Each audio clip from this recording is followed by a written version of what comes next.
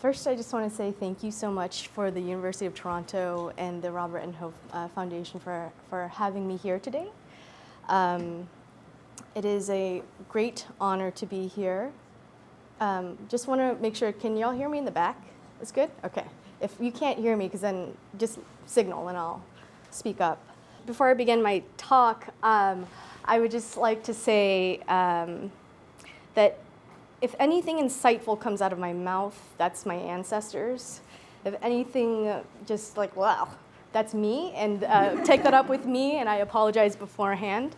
I think my task today, as I was reminded this afternoon, was to talk about right action. And I was like, oh, right action. And there's a chair here, yeah. And I was like, what deep and profound thing can I say about right action? And I couldn't think of anything, actually, because I was like, oh, they're going to be so disappointed. Because you can't, in my mind, in my practice, and also in my research, you can't really talk about right action if you don't talk about right view. Can't talk about right view. If you don't talk about right view, you can't talk. You can't talk without right view. There's no right thinking, and there's no right action. There's no right speech. There's no right livelihood. So it's like, oh, April Fools, you're actually here for a talk on right view and how that then translates into right action. I was in Vietnam recently doing a lot of things that would worry my mother. But among some of the things I was doing in Vietnam was having conversation with the youth over there. And we were just sort of discussing, what are we doing to each other now? What's in the future for the youth? And we're having this like big philosophical debate, and we're having this conversation, and one of the young folks stopped me and said, well, what's animating you? What motivates you to do all that you do? And I just said, love. To me, there's nothing more important, there's nothing more interesting than love in all of its forms and manifestations. And I know this is an academic talk, but you'll see how it's related. Because again, I exist in this very liminal space where I'm both a practitioner and a scholar. And so I'm looking at both sides with a lot of critical eyes. And I'm using also my positionality as a methodology to think about my own research, to think about my research in Vietnamese Buddhism, a Buddhism that is often overlooked and overshadowed by other traditions, but is a tradition that is deeply, deeply embedded in the deep engagement with the world, and has, in its very old texts, have talked about being a part of the world as an act of love. And we have kings that become monks, and then the monks then, when they're being called to serve, go back and become kings. And so there's this, in the tradition of Vietnamese Buddhism, there is this allowance of transcending what we think are two separate realms, right? It is transcending what we think of as the profane and the sacred. Those things aren't separate in Vietnamese Buddhism. Those things actually are so deeply reliant on each other, and that is the foundation of right view. Right? When you're thinking about right view, for me, when I'm interpreting or when I'm reading, right view is to be able to see the interconnectedness of all things. As a Vietnamese Buddhist, I get to engage with all the traditions because we have, in Vietnamese Buddhism, there is the Vajrayana tradition, there's the Theravada tradition, there's a Mahayana tradition, there's a Pure Land tradition. Everything and their mothers is in Vietnam existing, and we have our own indigenous religions in Vietnam too, also operating within the Vietnamese Buddhist context. And so that is a great fortune to me because then I get to pull from every single source. And if you know anything about historical Vietnam, that it was a matrilineal society. And so there's a lot of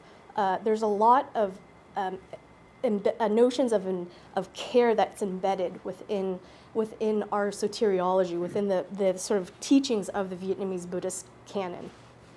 And so when I think of right action, I always have to think about it in terms of, first, let's start with right view.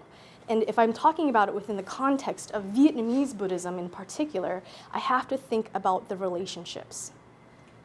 And this is something that was pulled from the practices, my very near practice with my teacher, Nho Anh, and he pulls that from our lineage of teachers, of Vietnamese Buddhist teachers, who also talk about community care as right action, right? What does it look like? You know, because we often think right action is this thing where it's big and it's grand, but then when we go back to the fundamentals, when we go back to some of the things that our ancestors have taught, some of the things, even if we step out of religion and we talk about, we're studying like matrilineal or matriarchal societies, what does it look like to care for each other, and how is that a radical act?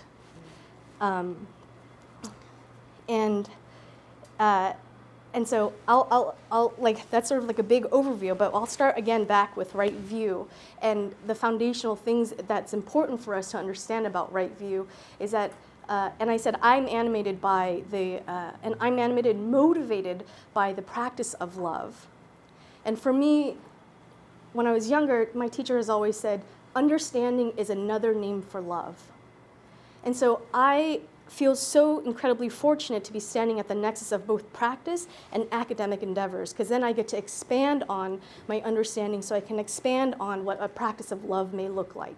And this is why I'm in different schools, right? This is why I'm saying I don't want the insights that are in the Department of Religion only to stay in the Department of Religion. We have to be in conversation with each other forever. And we have to be taking care of each other forever. And this is something that I always have to speak to my students about, because when I'm at the divinity school and we're talking about religion, we're talking about Howard Thurman, we're talking about all these great ideas, and then I got to go across the river to the business school because we're talking about business ethics over there. You should see the stink on their face, right? They're like, "What are you doing flirting with the enemy?" Right? I'm like, "My goodness."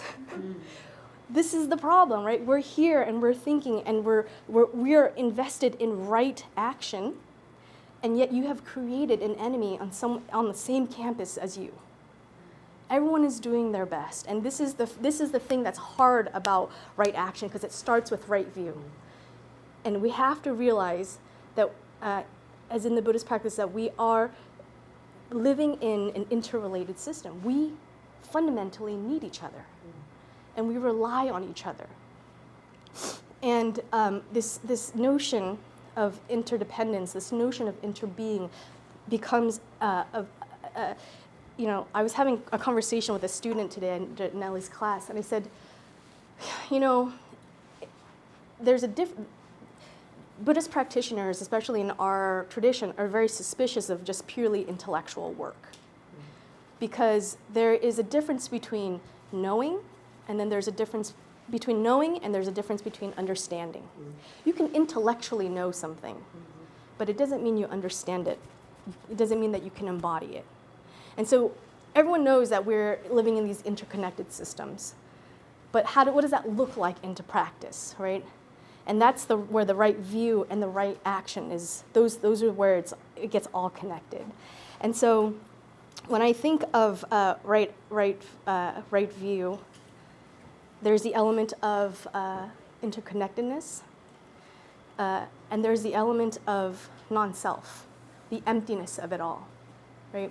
Because I think that with the emptiness of it all, or the non-self nature of it all, we don't have the luxury of pointing a finger and blaming.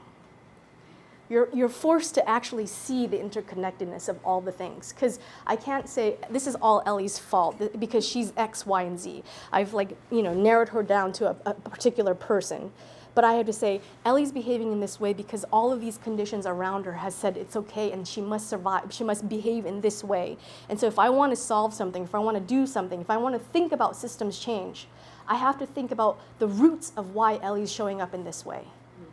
And this is something that in the Buddhist scriptures, from the Avatamsaka Sutra, from both Mahayana and Theravada traditions, when they talk about interconnectedness, they say there's a very beautiful very beautiful metaphor in the Avatamsaka Sutra where they talk about how talk about Indra's net, right? Do you want to help me out? Tell us. Yeah. Indra's net is a concept of a jeweled net, and each jewel reflects of every other jewel in the net. Yeah. So the universe is composed of all of this interconnectedness. Yeah. So we're all in this together. Yeah. Profoundly beautiful.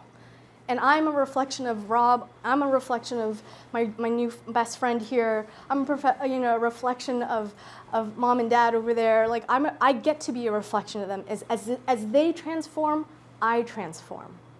And this is the beauty, I think, of both understanding this as a right view and then taking this insight and translating it into right action, right? Because and then it goes back to, so when you have this understanding of interconnectedness, and you have this acceptance of emptiness, meaning that no one has a set nature. Do you want to help me out with a non-self? It's a big... Yeah. The whole question of duality and non-duality. Yeah. How will I put it? Apparently I'm an individual. Yeah. But really I'm not, because I'm related to everybody, and if you do something, it affects me. If that fella does something, it affects me. Yeah. So non-duality doesn't really exist. We're all together in this, and it may not be apparent how that works, but that's the concept of non-duality. Yeah, like exactly. So Nho is made up of, when you look at Nho, you think, yes, this is Nho, and she's this entity standing in front of me yapping, right? But then if you look a little bit deeper beyond the yapping, you're like, she's her mother, she's her father, she's her ancestors, she's the sun that nourished the salad that she ate for lunch today. She is the water that's, she drank from the fountains that were brought from the mountains. Like if I didn't have all of those things, I couldn't be me, and I couldn't exist on my own accord. I am dependent on everything else in order for me to stand here before you yapping. I think in short, it's called dependent origination in two childhoods. Yes.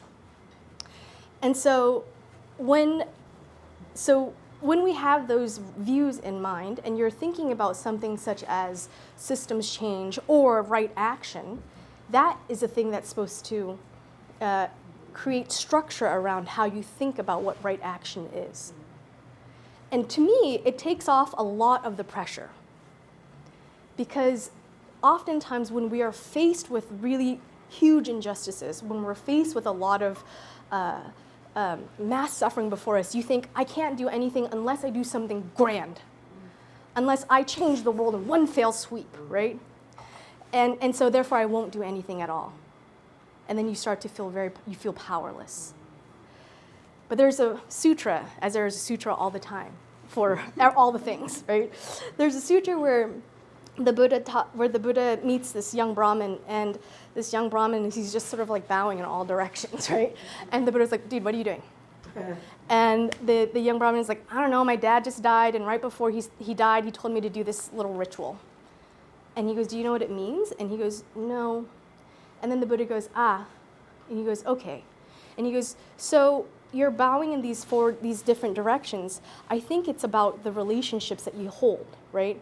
You're paying homage and gratitude to your parents, to your teachers, to your friends, to your spouse, to all beings, to the things that nourish you. And so he starts going into the relationality and how important that is. And he starts talking about how the evils in this world aren't just done by this, how the world isn't created by big, grand gestures of evil, but because we've forgotten how to relate to each other, how to care for each other, how to care for these relationships that stand before us. And so we get little hints here and there from the Buddha about what right action is. But the Buddha and also the Buddhist canon, beautiful thing about it is that it's open. And because it's open, it doesn't really give you a direct answer about like what is right action, right? It's like you've got to figure it out. I'm going to give you everything, all the pieces, and you have to figure it out for yourself. What does it look like for me to practice right action? Because what right action for me might look like will be very different for you. And and the Buddhist prescription is you have to turn back into yourself to understand what is it that is right for you. And if y'all know anything about Tinyakan, you know the man yaps about breathing all the time. And here I am. I'm going to go back. And as his continuation, I too will yap about why the practice of mindful breathing is a thing that will help you understand what actually right action is. Because I can't tell you. You are the one who gets to know exactly what right action feels right for you. Maybe today you can't go out and protest, but tomorrow you have a little bit more courage and you feel a little bit more different in some ways, and you're like, okay, I can step out and do this thing, right? And so the beautiful thing about this idea of emptiness is that you could change, and you are constantly evolving as a person, and you get to participate in that evolution, that transformation of who you are, and that transformation who you are also informs the way you think about what right action is in the world. But the way that we get there is actually to come home to ourselves. So we go back to the Anapanasati Sutra. We go back to the 4 establishments of mindfulness. And because we got to get a deep connection into ourselves. In the book, The Lotus in the Sea of Fire, Tai talks about going back. This is a book written by Thich Nhat Hanh at the height of the war. And he's written a scathing critique of the French. And he's writing another scathing critique of the Americans and what they're doing and what the violence that they are imposing upon Vietnam at that moment. It's in the 60s he writes this book. When I was a young nun, I had not seen this book because it wasn't printed during that. It wasn't printed anymore. And I had been to the Hermitage and I picked up this book and I read it in one sitting and I said, whoa, who wrote this book? And because the language was very strong, very, very strong. And Tai was taking a nap, so I had to wait for him to wake up. And then as soon as I heard some like movement in his room, I just like busted it. I had no more mindful manners. I just busted in the room, and I was like, "Who wrote this book? Who wrote this book?" And he goes, "Oh, this book was so important to Tai that Tai translated it himself." And I was like, "You got some fire in you, sir." And I was like, "Whoever's translating your books now, they made you soft. Whatever's happening in this book is wild, right?" But the beginning of the book, one of the things that left a mark in me was the beginning of the book, where he said, we all have to come home to ourselves, because if we're trying to do good work in this world, and we can't even realize and embrace and touch the sanctity of our own livelihood, of the holiness of our own life, then how can we do that for others? And that's why we have to come home. Come home, because if you're doing this very hard work, and you're going out there and you're grappling with the injustices of society, it is so easy for you to look for an enemy. And it's so easy for you to find someone to blame. And that's where things become a slippery slope.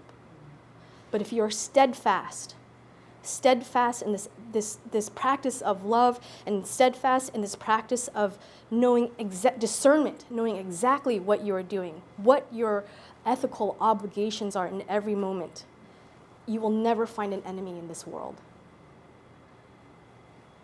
And that goes again back to right view. And the practices to get us to that place that the Buddhist scriptures mention are the mindfulness of breathing, the 4 establishments of mindfulness. And so when I think of right action, I think of all these other things that are around it. Right action is made up of non-right action elements, right? That's always the thing with the Buddhists. You know, they never give you a straight answer. They give you every single other answer than the straight answer. And and it's fun, though, because I think that for me, when I think about the Buddhist practice in that way, it's a technology of the self. Because you get to think about ways in which you want to innovate how you are thinking about the world. And so one of my advisors, who I love very dearly and who gets on every single one of my nerves, Charles Hallisey, he's very soft-spoken, but this man is relentless. And he always says to me, it doesn't have to be this way. And if you're a Buddhist, you will hold on to this notion that it doesn't have to be this way. And that's the foundation of the Four Noble Truths, right? You see a suffering and you're like, it doesn't have to be this way. We can certainly change it, but it requires us to have a sense of a moral imagination. And I tell this story often because it's a story that has had such a big impact on me, is that when I started at Harvard, I was ready. I was ready to be a serious scholar. And I was like, Sanskrit, check. Pali, check. Chinese, check. Vietnamese, check. I'm doing all these things. I'm such a serious scholar. And Charles Hallisey just like wipes the table with all my stuff and he gives me a novel. And he goes, go home and read this book. And I'm like, but I'm a serious scholar, sir. And he was like, I don't care. He's like, go read the book and then come back and talk to me about it. Because he knew that I grew up in the monastery, and a part of our precepts, we were not supposed to read novels. So I didn't read very many novels growing up. And it was very uncomfortable for me to read a novel because it felt so indulgent. But he was like, so I finished the novel, and he said, well, what'd you think about it? And I said, it was the boringest shit I've ever read in my life. And he goes, yes, it is. It's terrible. But there was that one line in there. Wasn't that good? Did you get that line? And I was like, oh. And this is the way that he was. He always asked me to find beauty in things that were but I didn't understand it at that time. I passed the book back. I was like, never again, sir. And he was like, okay, next book. And he gives me another novel. And I'm reading all these novels, and I'm getting like a little bit more comfortable with them. And I said, sir, when are we going to get into like the text? What are we doing here? And he says, what's the point of you studying all this if you can't imagine a different world? We're just going to repeat the same systems again. If all you're doing is just staying in the system and participating in it and giving it as that. It's like, you have to participate in a moral imagination. And I was like, I stood there for a moment and I was like, oh. And I never really thought of it throughout my whole monastic life, what it meant to have a moral imagination, because the path was just right there before me. But now, as I'm engaging in the world, I have to be creative. I have to be innovative in the ways that I think about this world. I have to be innovative in the ways I think of a spiritual practice. I have to be innovative in the ways that I think about time and who I'm spending it with, and and to think about like what does it look like to bring everyone with me. And so I would never tell him this, but I'm so grateful for him for forcing those novels down my throat, right? Because then I was like, oh, it is so important.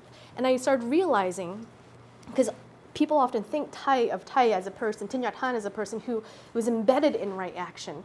And it occurred to me when Ellie and I were at Plum Village last year, and we were sitting together in a circle, and it was Dharma discussion, and we were sharing.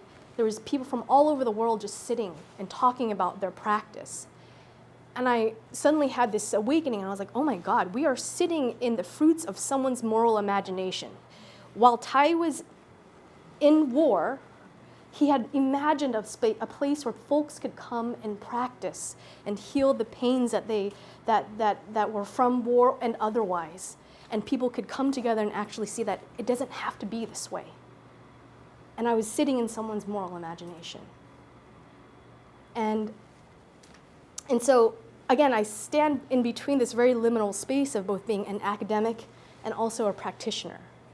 And I'm watching what it looks like to take what we study from the text so carefully, and then to see what it looks like when we start translating it into the world of negotiation, translating it into the world of conflict resolution, translating it into the world of science, translating it into the world of business ethics, and making sure that everyone is a part of the conversation. And so when I think of, or when I think of right action, I think of all those things. I think of all the people who are in the conversation and all the people who are excluded in the conversation. I think about I think about my limitations, because I got to be real with myself. There are some days where my teacher once said, Tai Tinyakan once said, everyone is worthy of love, but not everyone is lovable, right? And I think that's great, because there's points where I really can't stand that person. And for me to be able to say, I can't do that right now, but I'm going to work on it. I'm going to work on loving a little bit deeper tomorrow, a little bit more broadly the next day, so that I can get to that place. And so right action is it's a practice. It's a skill in love, because you have to continuously cultivate your understanding. And then as you cultivate your understanding, the understanding then will inform the ways that you start to show up, not only for yourself, and then also then for the world that you're trying to serve. And so, right action is made up of non-right action elements in my mind, and both in practice and in theory. Any questions? Donald Trump. Yeah. It's hard to, in Tibetan Buddhism, we have a practice, a meditation, that you think about every sentient being at some point having been or would be your mother. Yeah. Donald Trump. Yeah. How do I? Yeah. I feel like Donald Trump is the reincarnation of every single, American, American trope, right? He's a ultra capitalist. He's greedy. He's X, Y, and Z. But and also then you hear stories about how his father was abusive and how he was looking for these things. And these aren't excuses for him, right? But they're means of understanding why he has become the way that he has. And so I think that there is a difference between empathy and accountability, right? I think that you can certainly understand the conditions that form this human being. Because if I wasn't careful, I could be Donald Trump, right? But you're not. But I'm not. And so we can understand really clearly conditions around his becoming. And we can still hold him accountable. Mm-hmm. It's kind of like, the go-to story is Angulimala, right? The serial killer that killed 999 folks and wore their fingers around. He had all their fingers as a garland. That's why his name is Angulimala. And he was about to go and kill his mother as his 1,000th victim. But he bumped into the Buddha and things took a turn. And he was ostracized and he was chastised, and he was by folks who were fearful of him, even after he ordained. And the Buddha said, your transformation doesn't erase the accountability that you have to accept. And so, how do we get to the transformation part? How do we get to the transformation part? He needs to be transformed. Yeah. And well, how do we deal with the fact that he isn't transformed? Yeah. And it's on us, because in some lifetime, past, present, or future, he will be our mother. Yeah. So, if you believe. Well, I would love to hear your thoughts on that. I'm glad I have a couple of 100,000 lifetimes to work it out. Yeah. No, I don't know. I told somebody this morning, actually, I thought my grandmother's blown to hell because I wish him dead. Yeah. You know, I really do. Because of the evil that he perpetrates in the world. Yeah. And the Buddha as the ship captain and yeah. So killed all of killed them all, and he went to hell, but for a good reason. So I mean, these stories are important. Yeah. To try and come to a realization. Yeah. That the ultimate reality of all this is he and I are inextricably linked. Yeah. So how do you deal with that? I think there's a response over here. All in all, we should not be over too reactive on Trump, right? We should be more responsive. Yep. He's not the only bad guy, that others as well. Sure, yeah. I mean, that's also a really great practice. The mindfulness practice is to help us, mindfulness, sati, is often translated as as mindfulness, but it's also translated as remembering. Remembering what you got to remember. He used to be my mother, in some lifetime Trump was my mother, right? And how do I change that? But I think that I'm going to step away from like Buddhist talk really quick and then go into, we'll engage with like social theorists and talk about the subject formation, right? And because in the West, we often think of ourselves as individuals and we act alone oftentimes. I just came back from Vietnam and the communitarian spirit in Vietnam is overwhelming. I lived in this community for a little bit. I did speak to some people and then there's some folks where I just sort of walked past by every day. And I was gone for a few weeks and then I came back and one of the aunties who I've never spoken to but noticed me every day was like, dang, you got fat, you okay? So she was paying attention to me. And that was a way of her bringing me into conversation, right? Like, and I took no offense to it. I'm like, wow, you're paying attention to me. In the States, I don't know if I should say hi to you because I could get punched in the face. That's the reality of it, right? And so I just mind my own business. But in Vietnam, people were paying attention and caring for each other. And so when we're living in environments such as America or Canada, the whole system, the whole design of the system is to make sure you're an individual and you don't feel connected to other people. Conventional reality. Yes. And so when you're like, how do I translate? I can't do anything. That's the point, right? To make you feel powerless. That's the point. Like in America, if you read sort of the history of urban design, they've taken away the squares because they don't want people to gather. So everything's a grid system, right? It's because don't gather. Because they know when people gather, when the community is formed, it's a problem. And so in the Buddhist world, community is everything, right? If you listen to Thich Nhat Hanh's talk, he was like, don't forsake community. That is your biggest weapon. And so I'll tell the story about in 1943 in Denmark, it was the height of World War II, and there was word on the street that the Nazis were coming to Denmark to gather up the Jews in Denmark. And then one person had decided that's not going to happen. We're not letting that happen. And so what they did was they started rallying together, and they started protecting their Jewish neighbors and hiding them so that they could move them across the canal over to Sweden, where it's a neutral country. And they were able to save 90% of their Jewish friends and neighbors. Just because one person said, we're not doing this. It doesn't have to be this way. And what actually had happened was that because when the Nazis arrived, the Danish were like, no, not going to happen. This isn't happening anymore. Then the Nazis were like, wait, but everyone else gave up the Jews. And they're like, not here. And then the Nazi armies, the Nazi soldiers were sort of like, their reality was shook because everyone else had agreed that this was okay. They had all consented that this was okay, and they gave up these folks. But the Danish said no. And so there were folks, Nazi soldiers, who then defected and were like, we're staying here. We don't want to do this anymore. No one had said that this wasn't okay, and you guys were the first to say no, right? And so when we think about things like this, when we look at the research of revolution or transformation or change,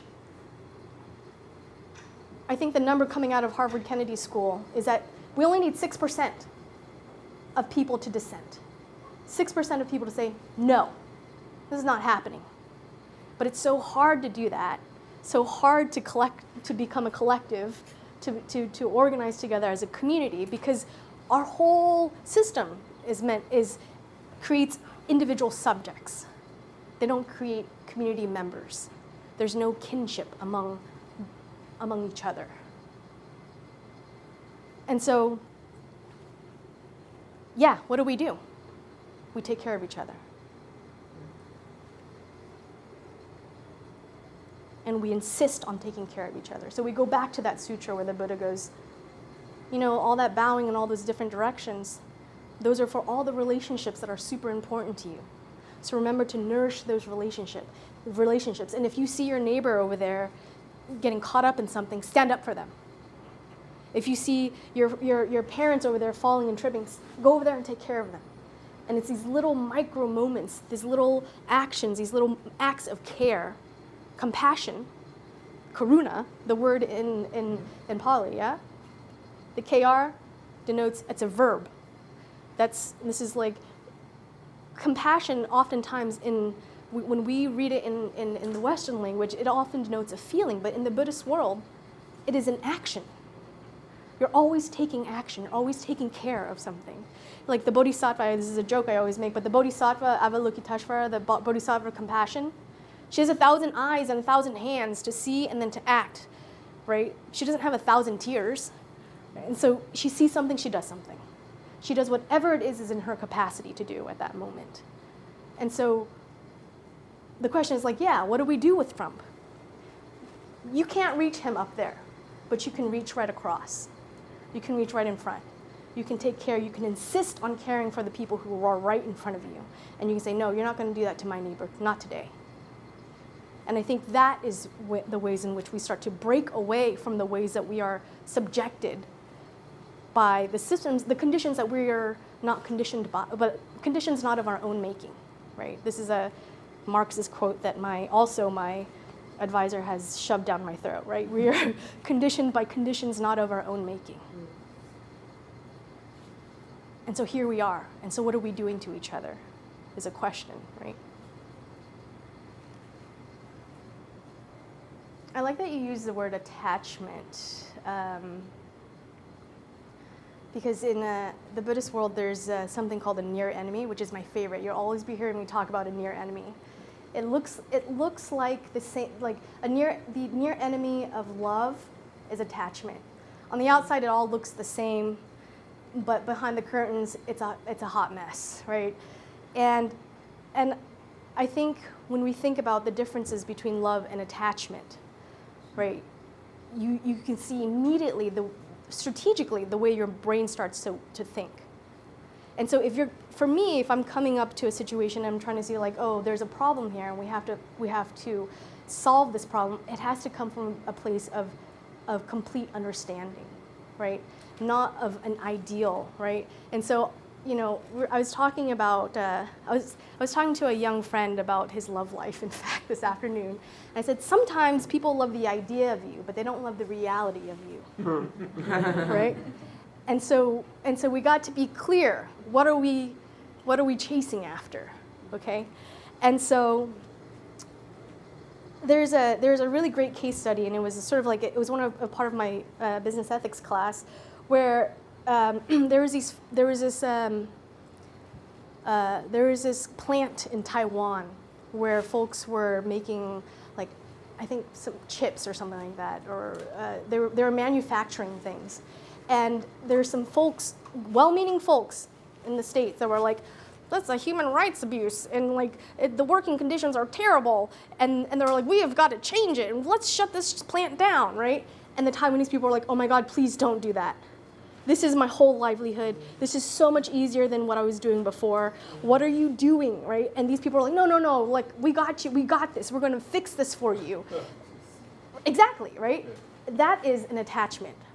That is ethics with dogma, right? You're coming in and you're like, and you have all of these different frameworks. I'm going to fix you. I'm going to change all of these things for you without ever asking you, what is it that you need? Or do you even need me here, right? And so I think when we think about attachment and helping, I think that it goes back to process, especially when you're doing conflict resolution or when you're doing a negotiation. Process. I always tell people, especially when they're doing any sort of negotiation and they feel profoundly powerless, I said, the process, there's power in the process. And if you know anything about the Buddhist world, they love a next step. They're all about process. And so you're like, and then you follow your in-breath, and then your out-breath, and then it's a long breath, and then it's a short breath, right? It's very meticulous. The process is super meticulous because it has to be good in the beginning, good in the middle, and good in the end. And so when it says good like that, the process is important. And so the process then informs the destination, where you're trying to take your actions, where you're trying to go with it, right? And so I would say that what might look good here may not be helpful there. And so that's why you have to, there's what do you call it? Emptiness. It works under these conditions, it works real well. But if I switch over here, you got to change it up a little bit over here because you got to come and speak to their language. And this is something that the Buddhists talk about all the time. There's like the parable of the burning house in the Lotus Sutra, where the house is on fire. The father comes back. He's like, "Shit, my kids are in there. I got to get them out." And he's like, "Kids, get out, get out, get out! It's burning in there. It's burning in there." And the kids are like, "Nah, we're good. We're gonna stay right here." And he was like, "Oh my God, what do these kids like?" And he was like, "Okay." He's like, I got a horse cart, I got a cow cart, I got a deer cart. Everyone has a cart out here. Come on out." And the kids are like, "Yeah," and they come on out, right? And so the Buddhists are like having these very sort of sophisticated conversations and debates about like deception. The father had to deceive these kids to come out. But he had to do it because they were going to die in that place. And so when the Buddhists are saying, like, sometimes you just got to deceive people, right? Because you could see something that they can't see. Or it's like when you're with a child and you're trying to save them from danger and you're like, why don't we go this way, right? But you don't want to alarm them. You don't want to scare them. And so I think when there's a level of like flexibility, some creativity, and non-rigidness, like there's an ease into the way that you approach a situation, love is always possible, right? It's always like there's always a way that we can get there where everyone feels good, and it's all about the process. Was that helpful? Introduction to me. So my name is Mridula. I'm originally from India. My family, we moved every 2 or 3 years, and by some magic, I wound up in Canada for my undergrad, and I'm very grateful I did because that meant that I could study neuroscience, minors in philosophy and Buddhism, mental health and psychology in service of my core interest in contemplative science. And so that interest is what got me affiliated and, as I sometimes say, pulled into Elli's orbit. And so constantly like working on. So yeah, I'm excited to ask questions that I think cut through the grain of what it feels like to be a sub 25-year-old right now in the world, given all the chaos that's ensuing. It's over to you. You can ask a few, and then we'll open it up. Sure. Okay. They're my favorite podcasts. By the way. So the first question that came to my mind when hearing that this talk it revolves around this concept of right action is like a really just mundane reality that we find ourselves caught in, is that like everyone feels so busy these days. That's where I'm going to start. I sometimes have to schedule hangouts with friends like 3 weeks in advance, and I'm like, this is crazy. I'm taking myself way too seriously, but that is the reality that I find myself in. So what does right action look like in a culture of busyness that seems to promote inaction? I have a best friend in Cambridge who I often talk about. Her name is Morgan. And she is the calendar queen. And she lives probably 500 steps from me, very, very close. And there are moments where we don't see each other and we work together. And there are moments where we don't see each other for weeks. And sometimes I say, when can we catch up? And there was this one time she sent me a calendar link. And I said, if you do not recall this message, I swear to God, like you shall know my wrath. And it was a bell of mindfulness for me, actually, because we operate so on autopilot, right? We're like, and then I'll put this on my calendar, put this on my calendar. And that made us have this conversation when we finally got together. I said, tell me about this calendar link you sent me. What's going on, right? Like, I was like, you got to schedule human connection in? Like, like this is a problem. And we started talking about, I get the thing that Elli just mentioned, conditions not of our own making, right? And I said, why do you stay busy? And I said, well, why do you stay busy? And she's like, I'm a black woman in this white institution. And I was like, I'm an Asian woman in this institution. And I was like, there are ways in which we have been conditioned and socialized to identify our level of productivity with our own value. And so if we take away moments of productivity, if I'm not busy all the time, then do I have any more value? What's left of that? Who am I without this busyness?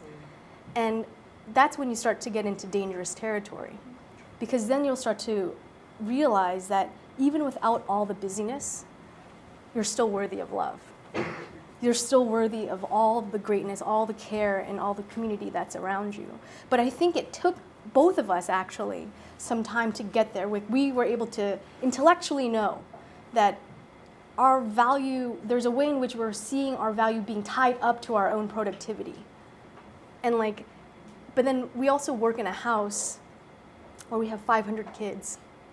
And it is almost a competition for them to say, I only slept 30 seconds last night, because they were trying to show each other, like, look how busy I am. And I was like, oh no, if we are doing this, then our babies are doing this, and this is not good. And so we made it very intentional to switch it up. And we were like, what do we do? How do we have encounters, like just create conditions for human encounters throughout the day?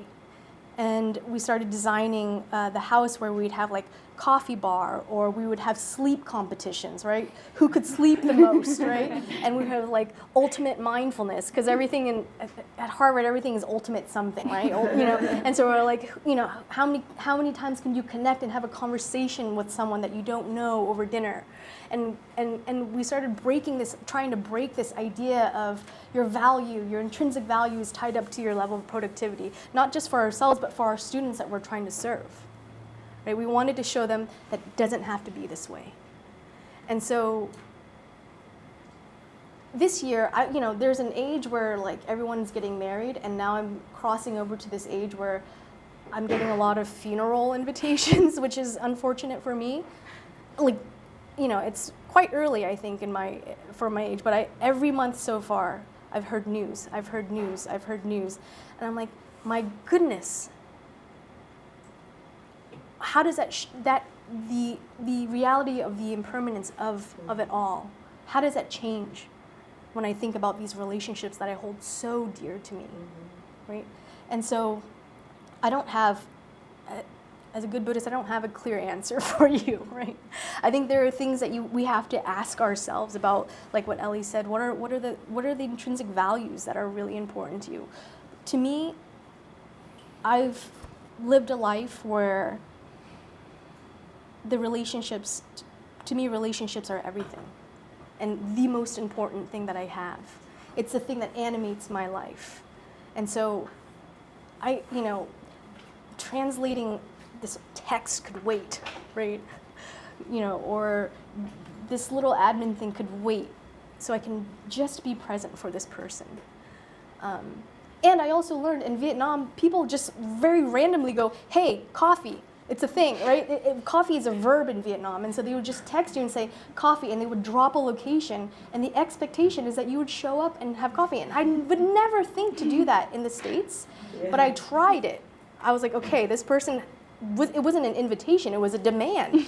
And so I showed up for coffee, and yet I was able to finish the things that I needed to finish in the day.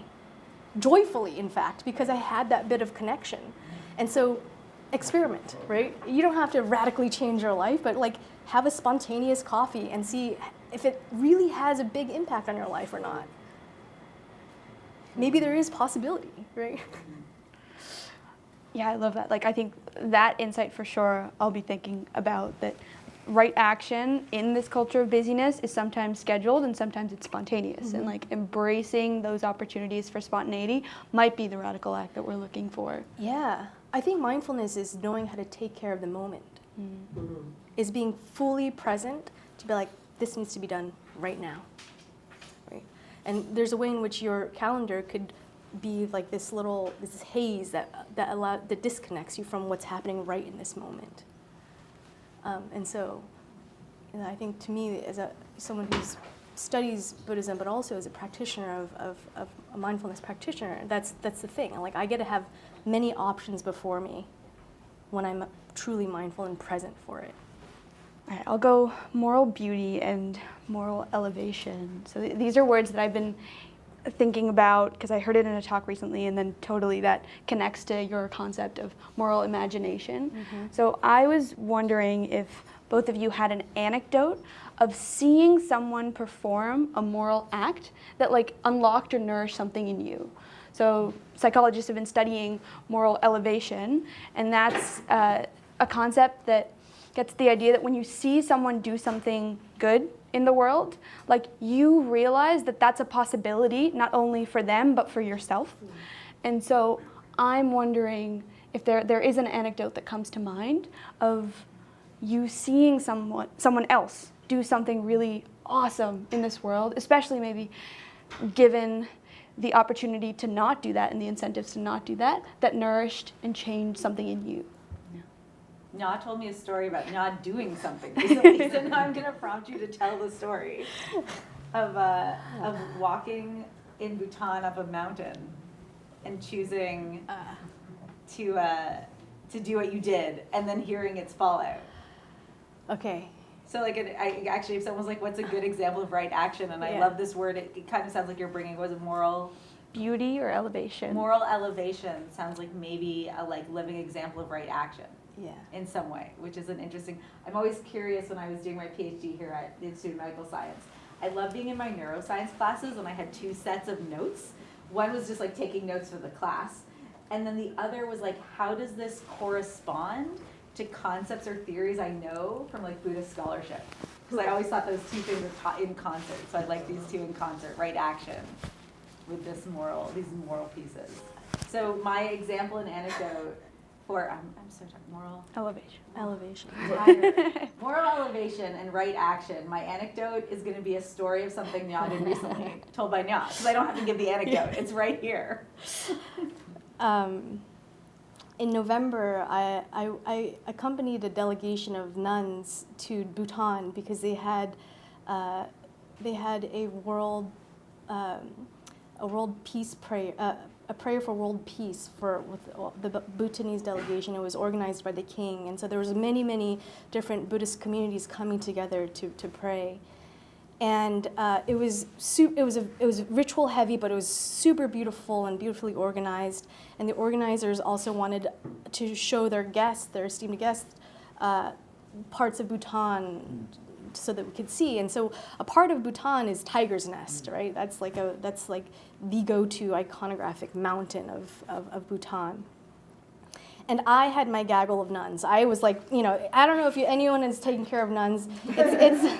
It's a lot, right? And so you're just like, oh, there's this nun and there's that nun, and you gotta make sure they're everywhere, and you're like keeping track of where they are. And then I also had my lay friends, and I'm like, okay, everyone's there, and I was keeping track, and so everyone was where they needed to be. And so I was like, great, now I could just ascend this mountain, get into Tiger's Nest, pray my prayers, and then get on down, right? And I was trekking along, and it's very steep, and it's a very sort of tough climb. And as I was hiking, I walked past this older woman, and I looked at her, and I was like, oh, she's not having a good time. It sucks to be her. And I kept going. And then as I was walking, I was like, shit, what if that was my mom? That is somebody's mother. And then I kept going, and I was like, oh, God, what if that was my mom? I would want someone to turn and ask her if she was okay. So I was like, oh. And I stopped, and I turned around, and I was like, what if she denies me? What if she thinks I'm crazy? I had all these thoughts in my head. I was like, the worst thing she can say is leave me alone, and I will leave her alone. But I thought that if my mother was struggling, I would want someone to care for her in that moment. So I trekked right down to the mountain, and I met her, and I said, do you mind if I walk with you? And then she just looked at me, and she started crying. And she said, I would love nothing more than that. And she said, my whole life, this has been my dream, and I've only been able to accomplish this at this age, and I don't know if I could make it. And I said, what is your name, ma'am? And she says, Myrna. I was like, Myrna, we're going to reach your dreams today. If this is your dream, we're going to do it together. And as I was helping her up, a few of my party members caught up to me. And they were like, who's this? Who have you picked up? And I was like, this is Myrna, this is her dream. We're going to make it happen today. And so they were like, okay, let's all do it together. And so we all, essentially sort of hoisted Myrna up to Tiger's Nest. And as I got up there, I was minding my own business, right? And I was thinking, I was like, dang, that wasn't the best moment because I just blew past her. This is a story I now share with my students because I'm like, we always demand perfection when it's called a practice, right? And so even in that moment, I just walked past this old lady who was she was really not having a good time up there, and it was really tough. And I almost left her because I was so caught in my agenda of getting up to the mountain. But luckily, I have the mindfulness practice, and I remembered, in fact, what if that was my mother? And she probably was, the Buddhist practice is in some lifetime she was my mother. So turn back to check on mom to see how things are going. And as we were moving up the mountain together, we would stop, and we had this young friend who was a part of the delegation. And every time we'd stop, Myrna would feel really bad because she was like, I'm really stopping you from getting up. And then one of the young friends goes, I'm going to sing you a song now, Myrna. And so she just starts singing her a song. And so people were sort of watching, because this is a pilgrimage mountain. And so there were both local Bhutanese folks, and there were also international folks. And people were watching this this very odd crew of people help each other up the mountain.